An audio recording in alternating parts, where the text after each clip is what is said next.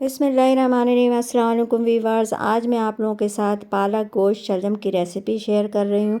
अल्हम्दुलिल्लाह बहुत प्यारी खुशबू आ रही है, बहुत ज़बरदस्त और ज़ायकेदार टेस्टी बनेगा अगर इस तरीके से आप लोगों ने बनाया। अल्हम्दुलिल्लाह अल्हम्दुलिल्लाह बहुत ही खुशबू आ रही है। ऐसा दिल चाह रहा है कि अभी मैं इसको खाना शुरू कर दूँ, लेकिन अल्लाह ताला आप लोगों के भी खानों में जायका अता फ़रमाए, रिज़्क़ में इज़ाफ़ा अता फ़रमाए, जहाँ रहें खुश रहें, हेल्दी रहें, दोनों जहानों की खुशियाँ समेटते रहें। अपना भी ख्याल रखें और अपने प्यारों का भी ख्याल रखें। साथ साथ दुआओं मुझे याद रखें। लाइक, सब्सक्राइब और शेयर करना नहीं भूलें। प्लीज़ प्लीज़ बेल आइकन के बटन को प्रेस कर दें।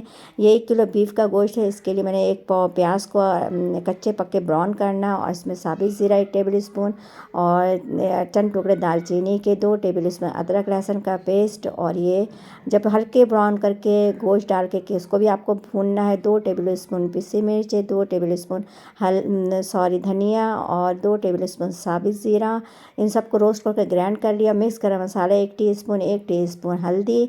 और भूनने के बाद इसको मसालों को फिर टमाटर डालना है और टमाटर डाल के भी भूनना है, ताकि इसकी जो खुशबू है बहुत ज़्यादा अच्छी हो और गोश्त भी आपका इसमें भुन जाए और कोई स्मेल नहीं हो। अल्हम्दुलिल्लाह ये भी देखें तकरीबन मैंने इसको भी भून लिया। अब इसके बाद तमाम चीज़ों को भूनने के बाद, टमाटर को भी भूनने के बाद इसमें शलजम और पालक को इस तरीके से डाल दें और थोड़ा सा पानी डाल करके इसको ढक दें। तकरीबन आधे घंटे में गोश्त और पालक तो वैसे भी भाप में गल जाता है, लेकिन ये गोश्त भी टेंडर हो जाएगा और साथ साथ पालक भी भुन जाएगा। अल्हम्दुलिल्लाह अल्हम्दुलिल्लाह देखें गोश्त भी टेंडर हो गया है और पालक भी तकरीबन गल गया और शलजम का तो बिल्कुल भी पता नहीं चल रहा है। यकीन करें इतना टेस्टी, इतना मज़ेदार बनेगा।